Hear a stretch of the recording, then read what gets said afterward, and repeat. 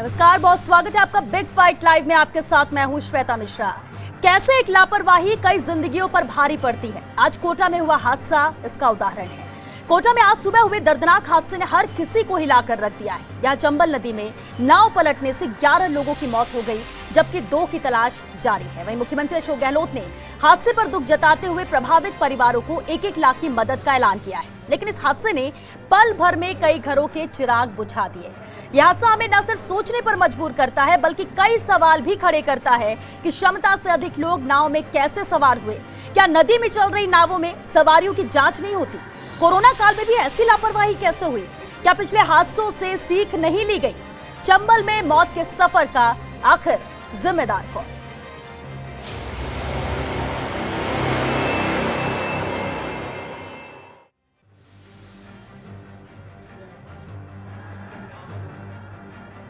तो फिर हो गया एक हादसा, फिर बुझ गए घर के चिराग, फिर उठे लापरवाही पर सवाल। लेकिन अहम सवाल ये, चंबल में मौत के सफर का आखिर कौन है जिम्मेदार? बहस आज इसे है मुद्दे पर, और बहस के लिए हमारे साथ बेहद खास मेहमान मौजूद हैं। हमारे साथ है यूडीएच मंत्री शांति धारीवाल जी। बहुत स्वागत है शांति धारीवाल जी आपका। अरुण चतुर्वेदी जी हमारे साथ हैं, पूर्व मंत्री हैं। अरुण जी आपका भी बहुत स्वागत है। ब्रह्मानंद योगी जी हैं, जो परिजन हैं जिन्होंने अपने घर के चिराग को खोया है, वो भी हमारे साथ हैं। दामोदर शर्मा पूर्व IAS हैं। दामोदर शर्मा जी आपका भी बहुत स्वागत है। शुरुआत शांति धारीवाल जी आपसे ही करते हैं, क्योंकि कोटा से हैं, कोटा को बेहतर जानते हैं। चंबल नदी की बात करें तो ऐसे हादसे पहले भी हो चुके हैं, अभी हाल में नहीं हुए, लेकिन छोटे मोटे हादसे होते रहे हैं। शिकायतें नहीं पहुंच पाती, जानकारी नहीं पहुंच पाती, लेकिन आज जब यह हादसा हुआ, किसकी लापरवाही सर आप मानते हैं? और आने वाले वक्त में ऐसे हादसे ना हो, उसके लिए क्या किया जाएगा आपकी तरफ से?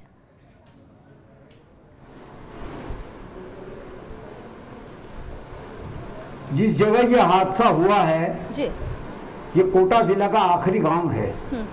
निमोरा पंचायत का एक गोठड़ा नाम का गांव है, और इसके बिल्कुल सामने चंबल पार इंद्रगढ़ तहसील का जो है चारंदा एक गांव आता है जी। होता क्या है कि इंद्रगढ़ में कमाल जी माता जी के दर्शन करने के लिए हर त्योहार पर आदमी इधर से उधर जाता है। तो उसमें उस वजह से जो है आज उसमें काफी नाव में भीड़ थी। 40, 45, 50 के आसपास लगभग जो है बच्चे, औरतें, आदमी थे। हुआ क्या कि जो ही एक साइड में वो ज्यादातर लोग बैठे, तो दूसरी साइड से जो है वो पानी का बहाव आया। बहाव आते ही वो जो है वो नाव नीचे गिर गए, जो है लोग नदी में गिर गए। तो ये हादसा सुबह 8:15, 8:30 के बीच में हुआ। उस वक्त ही जो है मेरे पास वहां से एक टेलीफोन आ गया था, मोबाइल आ गया था, और मोबाइल आ गया था उनका जो निमोदा ग्राम पंचायत की सरपंच है लेडी, उनके हस्बैंड से मेरी बात हुई। उन्होंने कहा कि साहब हम लोग सब रवाना हो रहे हैं और बचाने के लिए कोशिश कर रहे हैं। तो उन्होंने चारों तरफ गांव में इत्तलाएं हो गई, हाहाकार मच गया, और हजारों की तादाद में लोग पहुंच गए वहां पर, और लोगों ने रेस्क्यू करने का प्रोग्राम किया। इसी बीच में जो है प्रशासन भी वहां पर पहुंचा। थोड़ी देर में ही कलेक्टर और SP और IG वगैरह दुनिया भर के सब लोग जो है प्रशासन के लोग सब वहां पर पहुंच गए। लेकिन फिर भी 13 करीब 11 लाशें तो निकाल दी गई हैं, और उनकी अंत्येष्टि भी हो गई। अब इसके अलावा 2 या 3 केसेस ऐसे हैं जो अभी पानी भरेगा, क्योंकि अंधेरा हो चुका है। अंधेरा होने के बाद में कल सुबह जो है उनकी भी तलाश की जाएगी, और उम्मीद ये है कि वो लाशें भी प्राप्त हो जाएंगी। सरकार ने जो है मुख्यमंत्री जी ने फौरन इस बात के आदेश जारी किए कि इनको मुआवजा दे दिया जाए। तो 1-1 लाख रुपए का चेक उन सबको, उनके परिवार वालों को दे दिया गया है जिनकी यहाँ जनहानि हुई है, मृत्यु हुई है जिन लोगों की, उनको 1-1 लाख रुपए प्रशासन की तरफ से दे दिया गया है। और लापरवाही की वजह से प्रशासन के द्वारा ग्राम सेवक, पंचायत, आपका पटवारी के साथ साथ जो SHO है खातोली थाने का, वो, और ये ट्रांसपोर्ट का जो इंचार्ज बनता है उस एरिया का, उसको जो है चारों को सस्पेंड कर दिया गया है। चारों को APO कर दिया गया फिलहाल तो, और इसकी जांच बिठा दी गई है कलेक्टर के द्वारा। जांच आने के बाद में ही ये पता लग पाएगा, क्योंकि ये हादसा कई सालों के बाद में हुआ है। मोटे तौर पर इधर का आदमी जो चांदा की तरफ जाता, मतलब बूंदी की तरफ जाता है नदी पार करके, तो कभी नाव में इतनी भीड़ नहीं होती जितने की आज थी। इस वजह से ये हादसा हुआ। लेकिन प्रशासनिक अधिकारियों की जो लापरवाही है। ठीक है शांति धारीवाल जी, बिल्कुल बिल्कुल ये आपने बात कही, पूरी आपने विस्तार से बताया कि कैसे क्या हुआ वहां पर। लापरवाही बिल्कुल ओवरलोडिंग की वजह मानी जा रही है। कहा यह भी गया कि एक तो नाव की हालत ठीक नहीं थी और नाव जो चलाने वाला था उसने भी मना किया था, लेकिन इसके बावजूद लोग चढ़ते गए, वाहन उसमें रखते गए। एक जो बड़ी समस्या जो भी आपने भी जिक्र किया, खास बात यह कि इधर गांव उस 500-600 मीटर का ये रास्ता है जो नदी से पार किया जाता है। इस पार के लोगों के खेत उस तरफ है, उस पार के लोगों के खेत इस तरफ है, दोनों का रोजाना ही आना जाना होता है। आते जाते लोग रहते, लेकिन कभी हादसा नहीं हुआ। बड़ा हादसा ये हुआ है। बिल्कुल आपने कहा एक्शन भी लिया गया है, लेकिन क्या हमेशा के लिए इस समस्या को खत्म नहीं किया जा सकता? कि सरकार इस ओर सोच रही है? क्योंकि वहां के लोग आज भी यही बात कह रहे थे कि अगर यहाँ पर पुल बन जाए, हम लोगों को आने जाने की सुविधा हो जाए, तो हम क्यों जाएंगे नदी में और क्यों इस तरह के हादसे होंगे। 11 चिराग बुझ चुके हैं। क्या शांति धारीवाल जी इस ओर भी कोई कदम सरकार की तरफ से उठाया जाएगा? खासतौर से आपकी तरफ से आवाज इसे लेकर उठाई जाएगी?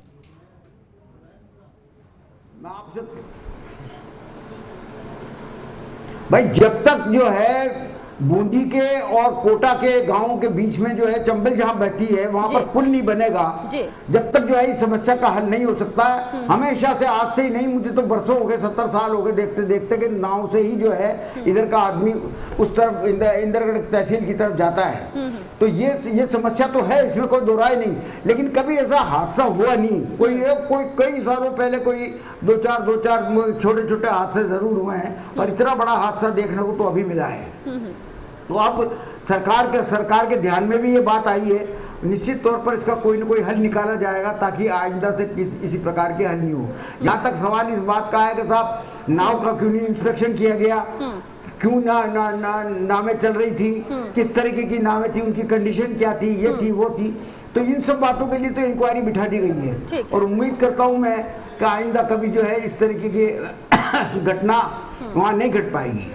बिल्कुल बिल्कुल शांति धारीवाल जी, अब आप कह रहे हैं, आश्वस्त भी कर रहे हैं, और हर कोई उम्मीद ये कर रहा है कि इस तरह की घटना दोबारा ना हो, ऐसे दोबारा हादसे हमें देखने को ना मिले। आपके पास वापस रुक करेंगे शांति धारीवाल जी। अरुण चतुर्वेदी जी भी हमारे साथ है, पूर्व मंत्री। अरुण जी, देखिए बड़ा हादसा हुआ है, स्थानीय प्रशासन की लापरवाही खासतौर पर मान सकते हैं, क्योंकि हमेशा से लोग आते जाते रहे हैं, समस्याएं जरूर होती रही हैं, दिक्कतें होती रही, लेकिन लापरवाही एक वजह थी इस हादसे की। और रही बात कोटा की, तो वहां से 3 विधायक आपके भी आते हैं क्या? और सिर्फ हम कोटा की बात नहीं करते, कई जगह जो नदियां हैं जहां पर लोग रास्ते इसी तरह से पार करते हैं। आपको नहीं लगता कि इसे लेकर हर किसी को सामने आना चाहिए, चाहे वो सत्ता पक्ष का हो, विपक्ष का हो, क्योंकि लोगों की जान से बड़ी कोई चीज नहीं हो सकती इन हादसों को रोकने के लिए? बिल्कुल श्वेता, मैं तुम्हारी बात से, आपकी बात से बिल्कुल सहमत हूँ जी। कि पहली बात तो ये जो घटना हुई है आज के दिन की सबसे दुखद घटना है, और हम सब संवेदना व्यक्त करते हैं उन परिवारों के प्रति जिनके परिवारों में मृत्यु हुई। दूसरी बात, धारीवाल जी ने बहुत अच्छी तरह सारे विषय को विस्तृत रूप से रखा है। ये स्वयं उसी क्षेत्र से आते हैं, पिछले 3-4 दशकों से उस क्षेत्र में राजनीति कर रहे हैं। मेरे एक प्रश्न एक ही निकलता है, आपने कार्रवाई की है, तुरंत करनी चाहिए, तुरंत कार्रवाई की, वो भी अच्छी काम किया आपने। जो सीधे जिम्मेदार अधिकारी थे उनके खिलाफ कार्रवाई की है। निश्चित रूप से एक नाव में 50 लोगों का बैठना, क्या वहाँ के पटवारी को पता होना चाहिए था, ग्राम सेवक को पता होना चाहिए था, कहना कि लापरवाही नहीं। दूसरी बात, मैं इसमें एक जिसको और मैं ध्यान दिलाना चाहूँगा धारीवाल जी के, ये विषय राजनीति का नहीं है। पहली बात तो मैं कुछ बोल रहा हूँ तो मेरा विषय ये नहीं है कि मैं कहीं इसमें राजनीति खड़ा कर रहा हूँ, इसको इस रूप में नहीं लें। आज 8 बजे के आसपास की घटना है, और प्रशासन जो वहाँ पहुँच पाया है, जितनी मेरी जानकारी है, कोटा से लगभग 100 और 120 किलोमीटर के आसपास का है। प्रशासन जो जिले से पहुंचा, एसडीआरएफ की टीम पहुंची, जैसा धारीवाल जी ने स्वयं ने बताया, वहां के लोकल स्थानीय लोग रेस्क्यू के लिए उतरे, और अधिकांश लोगों को उन्होंने निकाला। कुछ को तैरना आता था, खुद करके आ गए, कुछ बॉडीज को लेके आए।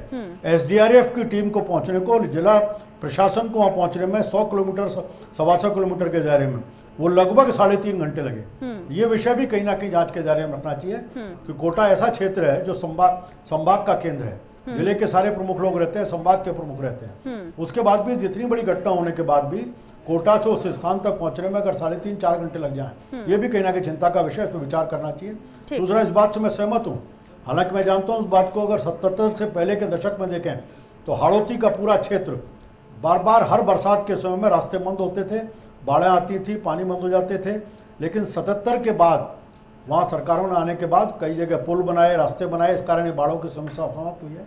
इस पूरे चंबल के आसपास के क्षेत्र में धारीवाल जी बहुत कद्दावर नेता है उस क्षेत्र के, इसलिए निश्चित रूप से जब आप सरकार में बैठे हैं इस विषय पर निश्चित रूप से ध्यान देंगे, इन स्थानों को चिन्हित करके, क्योंकि अपन इससे नहीं बच सकते कि पहले कभी एक छुटपुट घटनाएं होती थी, इस बार 11 लोगों की मृत्यु का समाचार अब तक आया है, आगे 1-2 और बढ़ सकते हैं, इससे कोई भी व्यक्ति नहीं बच सकता। इसलिए आप इस चीज को ध्यान में आया है, ध्यान में आकर के ऐसे इस स्थान को और स्थानों को भी छांट करके वहां पुल बनाया जाए, निकाला जाए और दोबारा कैसी घटना। बिल्कुल अरुण जी, और ये बात अभी धारीवाल जी ने भी कही कि एक्शन तो ले लिया गया है, लेकिन आगे ऐसे हादसे ना हो, ये हम सभी की जिम्मेदारी बनती है। और उम्मीदें शांति धारीवाल जी से भी ज्यादा हो जाती हैं। कोटा से वो आते हैं, यूडीएच मंत्री हैं, और लेकिन शांति धारीवाल जी, एक जो सवाल अभी उन्होंने उठाया और ये बात सामने आई थी, रेस्क्यू ऑपरेशन में थोड़ी देरी हुई और उसकी वजह जो वहां से हमारे संवाददाता ने बताई वो ये कि जैसा कि आपने शुरुआती तौर में ही कहा था कि गांव बहुत ही आखिरी में है, बहुत ही पिछड़ा है, बहुत ही आखिरी में है, और ऐसे में वहां तक पहुंचने में भी बड़ी दिक्कतें होती हैं। क्या एक यही वजह थी कि रेस्क्यू ऑपरेशन शुरू होने में भी देरी हुई? और इस ओर भी क्या ध्यान दिया जाएगा, क्योंकि जरूरत तो है जब कोई मामला सामने आए तो उसे पूरी तरह से उसका समाधान हो कि कहीं कोई लापरवाही आने वाले वक्त में ना हो। शांति धारीवाल जी।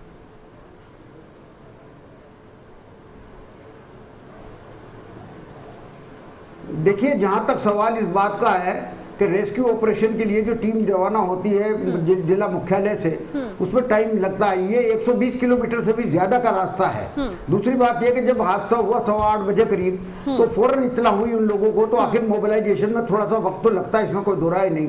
और फिर एक लंबा रास्ता है, लंबा रास्ते के साथ साथ कुछ सड़क की कंडीशन भी उधर वहां तक आगे जब चलते हैं, आपके खातोली से आगे चलते हैं निमोला की तरफ, तो उसकी कंडीशन कोई ज़्यादा अच्छी नहीं है। लेकिन फिर भी 3 घंटे नहीं, वो करीब 2.25 घंटे 2.5 घंटे के अंदर अंदर सब लोग पहुंच गए थे।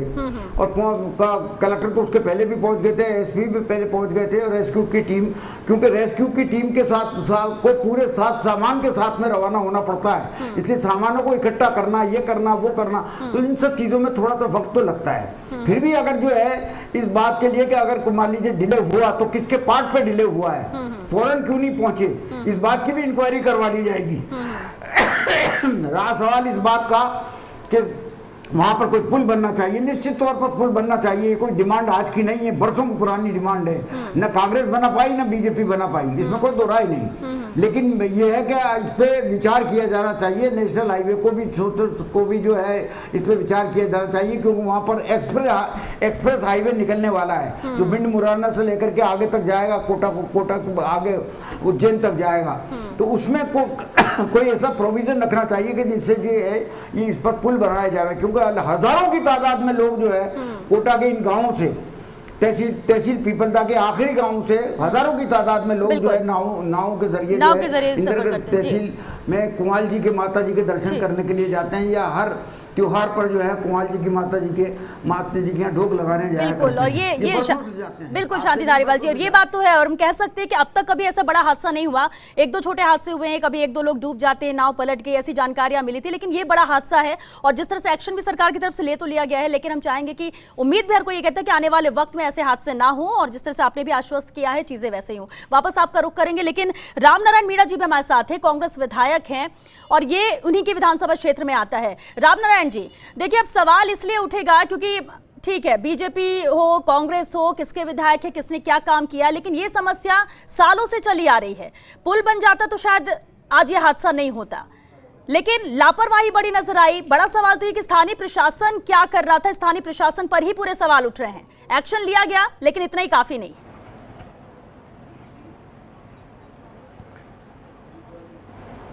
देखिए श्वेता जी, ये बहुत गंभीर मामला है, पूरा राजस्थान स्तब्ध है, और पूरे राजस्थान में शोक है, इसमें कोई दो राय नहीं है। मैं जब सांसद था 1998 में, हमने गेता माखीदा का सर्वे शुरू करवाया। आज वो पुलिया है, वो कांग्रेस के समय में शुरू हुआ था, और मैं धारीवाल जी चूंकि यहाँ बैठे हैं इसमें आपकी डिस्कशंस में, मैंने यहाँ विधायक बने 1.5 साल हुआ है अभी। मैंने एक प्रपोजल भिजवाया है राज्य सरकार को, पीडब्ल्यूडी डिपार्टमेंट में पड़ा है। धारीवाल जी हमारे हमेशा मदद करते हैं, इसमें मदद करेंगे। जो इंद्रगढ़ से डीबरी, चंबल और गोठरा के बीच में होता हुआ सनाउदा जाएगा, और पीडब्ल्यूडी के चीफ इंजीनियर ने उस पे प्रपोजल पे सहमति दे दी है। यदि स्टेट हाईवे डिक्लेयर हो गया, ठीक है, तो निश्चित तौर पर रामनारायण जी ये भविष्य की बातें हो गई। आपने बताया आप ये कोशिश कर रहे हैं, आप ये कोशिश कर रहे हैं, ये अच्छी बात है, लेकिन आज हुए हादसे को लेकर जो सवाल है रामनारायण जी, उसका जवाब तो चाहिए। स्थानीय प्रशासन की लापरवाही है, कैसे कोई भी नाव ठीक नहीं है, वो चल रही है, ओवरलोडेड चल रही है, कहीं कोई देख रेख नहीं, और सालों से यहाँ पर नाव चलती आ रही है। हम सड़क पे तो वाहन चलते हैं, उसके लिए तो पूरी तरह से रिस्पॉन्सिबल हो जाते हैं, कई पैमाने तय कर दिए जाते हैं, लेकिन जब नदियों में नाव चलती है उसके लिए कुछ नहीं।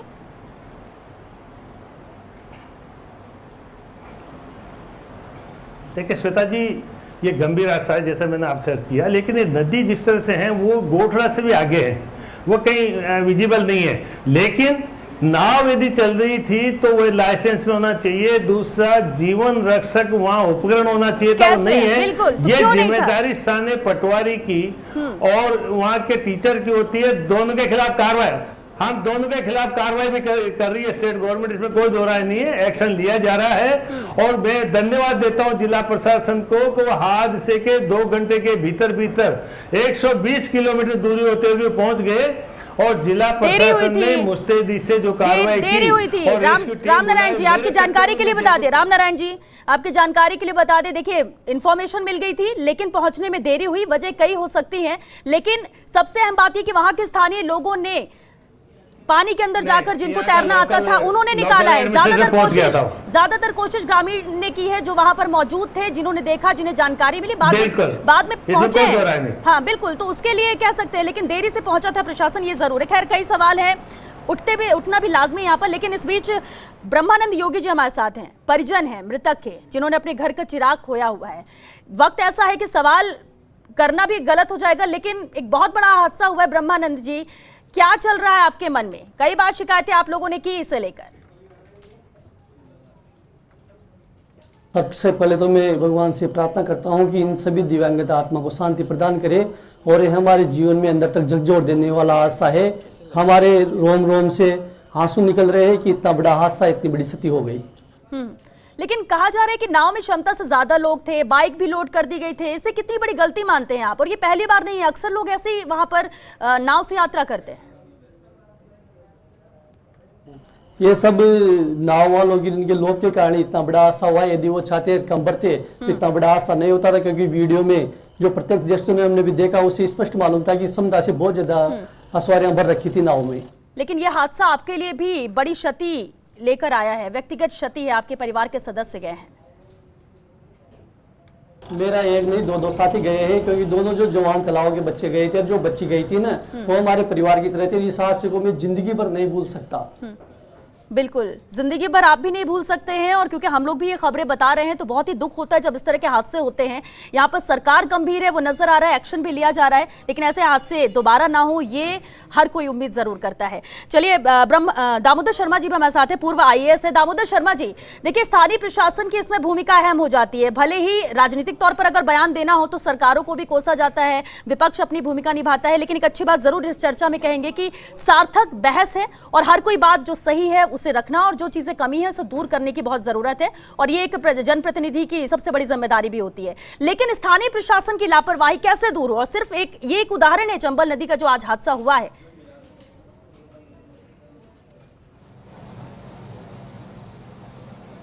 देखिए श्वेता जी, इसमें ऐसा है, स्थानीय प्रशासन की जो लापरवाही है उसको दूर करने के लिए तो हम दूसरे राज्यों से भी सीख सकते हैं।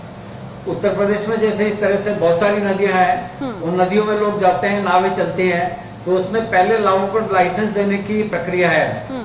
नावें कैसे चले, उनके लिए सुरक्षा व्यवस्था क्या हो, और नाव के साथ में क्या क्या ऐसे साधन रखे जाएं जिससे अगर नाव डूबने लगे तो लोगों को कैसे बचाया जा सके। SDRF की टीम का जाना एक अलग बात है। SDRF की टीम एंड मौके पर नहीं पहुंच सकती, उसको जाने में टाइम लगता है, लेकिन नाव को किस प्रकार से सुरक्षित रखा जाए इसके लिए लाइसेंसिंग प्रणाली होनी चाहिए, और लाइसेंसिंग में कौन कौन से उपकरण ऐसे हों जो नाव के साथ ही रहें, पहली बात। दूसरी बात ये बिल्कुल स्पष्ट लापरवाही नजर आती है, जहाँ 25 आदमी बैठने चाहिए थे वहाँ 50 आदमी बैठे हैं, और इसके साथ साथ 12 मोटरसाइकिल और रखी हुई है, तो नाव में वजन तो वैसे ही ज्यादा हो गया। फिर गांव वाले आदमी थे तो उन लोगों ने अपने आप को नाव में एक तरफ झुका के बैठ गए सारे। ठीक है, तो इम्बैलेंस तो होना ही था। दामोदर शर्मा जी, बिल्कुल वजह यही है, बिल्कुल दामोदर जी, वजह यही है, और ये नेग्लिजेंस तो हुआ है, लेकिन आने वाले वक्त में ना हो ये कोशिश जरूर हो, क्योंकि वक्त भी खत्म हो रहा है। अरुण चतुर्वेदी जी, सर अब क्योंकि एकमात्र मांग कि अगर पुल बन जाए तो आने वाले वक्त में यह हादसा ना हो। अब क्योंकि लोकसभा अध्यक्ष ओम बिरला जी भी कोटा से ही आते हैं, उन्होंने भी गंभीरता से इस मामले को लिया है, लेकिन किस तरह की कोशिश आप लोगों की तरफ से की जाएगी ताकि पुल का निर्माण यहां पर हो सके? सालों से यही मांग है लेकिन अब तक पूरा नहीं हुआ।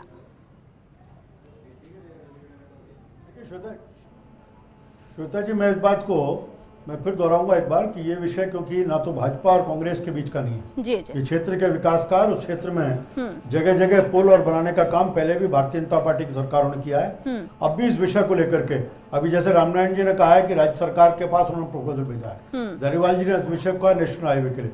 मैं कहूंगा कि राजस्थान सरकार से नेशनल हाईवे का कोई अगर आसपास को निकल रहा है, उसके साथ लिंक की कोई चीज है, उसको उनको निश्चित रूप से केंद्र के मंत्री को आप भेजना चाहिए और वहां जाकर के उसको कहीं अगर आवश्यकता होगी ओम बिरला जी अपने प्रयास करेंगे, हम लोगों को जरूरत पड़ेगी, क्षेत्रीय विधायक होंगे वो भी इस विषय के ऊपर अपने प्रयास करके अब पुल बने इसकी प्राथमिकता से चिंता करेंगे। दूसरी बात मैं कहूंगा कि यहाँ केवल इतना नहीं, वहां सबसे पहले जो पहुंचे प्रशासन के अधिकारी पहुंचे स्थानीय लोगों के अलावा, वो एसडीएम पहुंचे और वो भी शायद 10:30 पौने 11 बजे पहुंचे। चलो कलेक्टर को पहुंचने में टाइम लगाते हैं 3 साढ़े 3 घंटे, लेकिन एसडीएम भी अगर 2.5 घंटे बाद पहुंच रहा है जिसका ऑफिस वहीं होता है। ये कई कुछ गंभीर विषय जिन विषयों के ऊपर अभी जो दामोदर जी कह रहे थे, ये विषय आने वाले समय के लिए भी कुछ इसकी एडवाइजरी बननी चाहिए। यहाँ पर ऐसे स्थानों पर जहाँ नहरों से लोग चलते हैं वहाँ उनकी एडवाइजरी बननी चाहिए, उनके प्रशिक्षण की व्यवस्था होनी चाहिए। ठीक है सर। ये भी इस हादसे से सीख लेकर के सरकार को इस व्यवस्था के ऊपर भी कोई ना कोई कार्रवाई। बिल्कुल बिल्कुल। और इस लास्ट कमेंट भी हम शांति धारीवाल जी से ले लेते हैं। शांति धारीवाल जी, लाइसेंस को लेकर देखिए, नाव चलाना तो बंद नहीं कर सकते, पुल एक जगह बन सकता है, हर जगह तुरंत बन जाए ये भी जरूरी नहीं है, लेकिन लाइसेंस प्रणाली को लेकर और नाव चले तो पूरी तरह से देखरेख में सुरक्षित सब है, इसके लिए भी क्या कुछ किया जाएगा? शांति धारीवाल जी। निश्चित तौर पे किया जाना चाहिए। ये जो है संबंधित अधिकारी की लापरवाही के कारण इन बातों का इंस्पेक्शन नहीं होता, लाइसेंस रिन्यू नहीं होता, उसका इंस्पेक्शन होकर के बाकायदा देखा जाना चाहिए कि साहब नाव में क्या क्या चीजें होनी चाहिए, क्या क्या चीजें नहीं होनी चाहिए। ये लैप्स है और ये लैप्स के कारण ही इन लोगों को जो है क्या नाम है एपीओ किया गया है, सस्पेंड किया गया है। तो ये तो मंजूर करने में कोई दिक्कत नहीं है, साफ बात है। जो कमियां जो है रही है और जिन कमियों के लिए जो अधिकारी जिम्मेदार हैं उनके खिलाफ कार्रवाई होगी। जहां तक सवाल इस बात का पहुंच का, तो ये सूचना गलत है कि 2-2.5 घंटे के बाद में पहुंचे, 3 घंटे के बाद में पहुंचे। हर मैं समझ कलेक्टर एसपी वगैरह भी जो है वहां पर ठीक 9:45 बजे करीब पहुंच गए थे। 7:15 बजे का वाक़ा है, टाइम लगता है पहुंचने में, लेकिन रेस्क्यू की टीम जो है क्योंकि उनको सामान के साथ में पहुंचना पड़ता, मोबिलाइजेशन करना पड़ता, इसलिए थोड़ा सा डिले जरूर हुआ। पर ये अच्छी बात ये रही कि वहाँ के निवासियों ने खूब सहयोग दिया और आसपास के गांव वालों ने खूब सहयोग दिया और उन्होंने ही जो है सबसे ज्यादा मदद की, इसमें कोई दोहराई नहीं। ये उनके लिए प्रशंसा की बात है और मैं तो अलावा संवेदना के और तो कुछ कह नहीं सकता। बाकी तो इंक्वायरी होगी, इंक्वायरी होकर के जो भी दोषी अधिकारी होंगे या जो भी दोषी व्यक्ति होंगे या नाव वाला होगा, कोई भी होगा, उन सब के खिलाफ कार्रवाई होगी। जहाँ तक सवाल आर्थिक मदद का है, मुख्यमंत्री जी ने 1-1 लाख रुपए का चेक सबको जिनके परिवारों में जनहानि हुई है उनको दिया ही है। आगे भी जो कुछ संभव हो सकेगा वो भी सरकार करेगी। बिल्कुल। लेकिन शांति धारीवाल जी, अभी आपने कहा कि सरकार बीजेपी की हो कांग्रेस की हो, दोनों की तरफ से कोशिशें लगातार की जाती रही लेकिन पुल नहीं बन पाया। कहाँ कमी क्या है, कहाँ पर दिक्कतें हो रही है जिस वजह से इतने सालों से भी मांग एक ही है, हर किसी को पता है, कोशिशें भी आप लोग कर रहे हैं लेकिन फिर भी निर्माण नहीं हो पाया?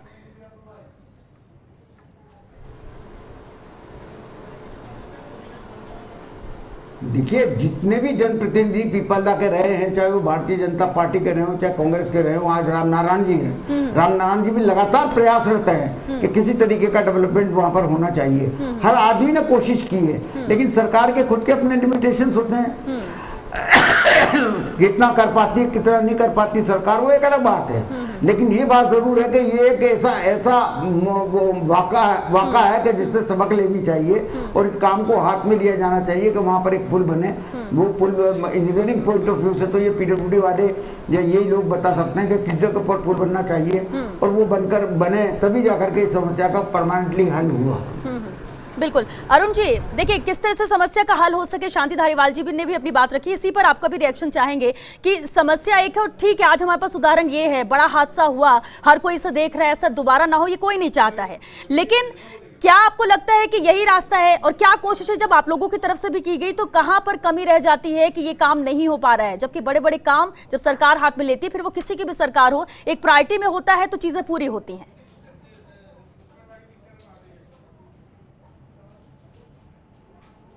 मुझे लगता है जहाँ तक इस विषय पुल बनाने के, क्योंकि मैं निश्चित रूप से नहीं कह सकता, हरिवाल जी या बाकी वहाँ के क्षेत्र का कोई व्यक्ति वो बताएगा कब कब क्या क्या प्रयास हुए, किस किस राज्य में हुए, लेकिन ये बात सही है कि वहाँ आज पुल की आवश्यकता है। और पुल को अब जो प्रपोजल जो जिसकी कहते हैं रामनारायण जी, उस विषय को पीडब्ल्यूडी को बढ़ाना चाहिए और वहाँ पुल बने, इसकी चिंता होनी चाहिए। दूसरा विषय मैं इतना ही कह सकता हूँ, घटना हुई है, घटना बहुत दुर्भाग्यपूर्ण है, बड़ी संख्या में क्षति मरी हुई, मानव क्षति हुई है और इसकी भरपाई कैसे नहीं हो सकती।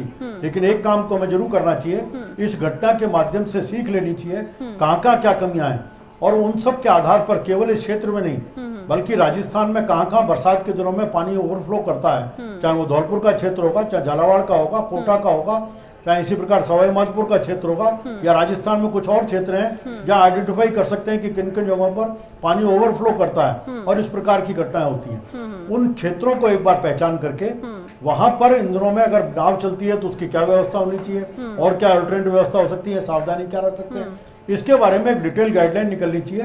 उन गाइडलाइंस के बेस पे जो सरकार प्रशासन करना उस काम को उनको सुचारू रूप से व्यवस्थित करना चाहिए। जी बिल्कुल। रामनारायण जी, देखिए कोशिशें ठीक है, आपने कहा कि कोशिश कर रहे हैं, शांति धारीवाल जी ने भी कहा, अरुण चतुर्वेदी जी ने भी सजेशन यहाँ पर दिए हैं, लेकिन रामनारायण जी एक और जानकारी मिली, ये 500-600 मीटर की दूरी का रास्ता है, और एक जानकारी ये भी, अब सोचिए इससे स्थिति का हम अंदाजा लगा सकते हैं कि कोई महिला उस पार जाती है लकड़ी उठाने के लिए, ट्यूब डालती है, उसमें जाती है वो, फिर वहां से लकड़ियां इकट्ठा करती है, सर पे रखती है, वापस उसी ट्यूब में रख के, यानी जान हथेली पे रखकर रोजाना का ये काम है। अब क्योंकि आज बड़ा हादसा भी हुआ है, क्या किया जाएगा आपकी तरफ से रामनारायण जी? आपका विधानसभा क्षेत्र है, इस जिम्मेदारी के हिसाब से अब क्या किया जाएगा इन नावों को देखते हुए कि इनका जो संचालन है वो कैसा हो रहा है? जी श्वेता जी, हमने 2 पुलिया बनाने का प्रपोजल, एक तो डीपीआर बना रही है स्टेट गवर्नमेंट, में मुख्यमंत्री जी को धन्यवाद दूंगा। इस पुलिया के लिए state government state highway declare करने का, अब सीआरएफ में यदि ये चतुर्वेदी जी चाहें, बिरला जी सीआरपीएफ में से हमें फंड्स दिला सकते हैं, राज्य सरकार 1 साल में पुलिया तैयार करके रख देगी, क्योंकि स्टेट गवर्नमेंट के प्रपोजल पड़े हैं, फंड्स की कमी है, वो सीआरएफ में यदि हमें पैसा मिल जाए, क्योंकि यहाँ के सांसद है वो ठीक है, ये चलिए ठीक है। रामनारायण जी, आपने कहा अरुण चतुर्वेदी जी चाहें, क्यों आप भी अगर चाहेंगे और आप सब भी चाहेंगे तो बिल्कुल हो सकता है, इसमें ऐसा कुछ नहीं। और पार्टी से इतर, राजनीति से इतर, आज जो हादसा हुआ उसके लिए दुख सबको है, और कोशिश भी हम चाहेंगे कि सब एक साथ मिलजुल कर करें, तो शायद इन लोगों के लिए जो यहाँ पर के रहने वाले हैं उनको फायदा हो सके, राहत मिल सके, और आने वाले वक्त में ऐसे हादसे ना हो। बहुत शुक्रिया आप सभी का इस चर्चा में शामिल होने के लिए, शांति धारीवाल जी, अरुण चतुर्वेदी जी, दामोदर शर्मा जी और रामनारायण मीणा जी, बहुत शुक्रिया बिग फाइट में शामिल होने के लिए। लेकिन एक बेहद अहम बात जरूर इस चर्चा में जो सामने आई, वजह सबको पता है, इस हादसे की वजह क्या थी, एक्शन भी सरकार की तरफ से लिया गया है, परिवार को मदद भी मुहैया कराई गई है, लेकिन अब अहम यह हो जाता है कि आने वाले वक्त में ऐसे हादसे ना हो, ऐसी लापरवाही ना हो, उसे ध्यान में रखना है, जहां जो कमी है उसे दूर करना है, और ये किसी एक सरकार पर डालने या फिर विपक्ष सवाल उठाए या विपक्ष के ऊपर कुछ डाल दिया जाए कि पिछली सरकार आपकी थी, इससे काम नहीं चलने वाला है। एकजुट होकर, एक साथ होकर जो भी ठीक किया जा सकता है, अगर मिलकर किया जाएगा तो बिल्कुल ये समस्या आने वाले वक्त में नहीं होगी। और सिर्फ चंबल नदी की नहीं है, राजस्थान की दूसरी जगह भी बात करें जहां कई बार हादसे हुए हैं, उन सब पर रोक लग सकती है, लगाम लग सकती है और रोका जा सकता है इन हादसों को। चलिए 6 बिग फाइट लाइव में आज के लिए बस इतना ही। नमस्कार।